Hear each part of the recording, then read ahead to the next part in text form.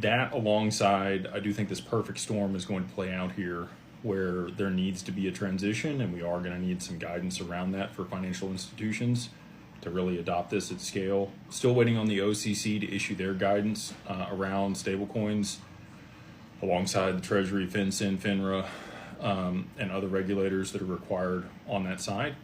The Fed as well was the other one I'm missing. Warsh said that they are rushing to get that through by the 18th. Obviously, that didn't happen. That was the 1 year statutory limit. We talked about that Monday. Again, with the technical difficulties Monday, I don't know how many people caught it or not, but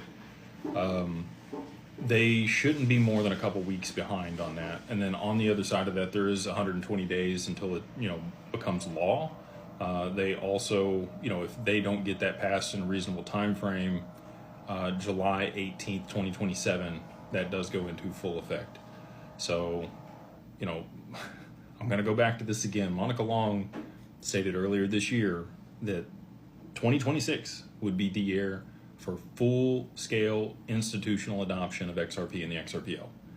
We got the DTCC tokenizing stocks. They're going fully live in October. You got SWIFT continuing to make announcements that they are moving to real-time settlement. I think we're on the precipice of it here, but you do have to have liquidity in XRP for all of this to work.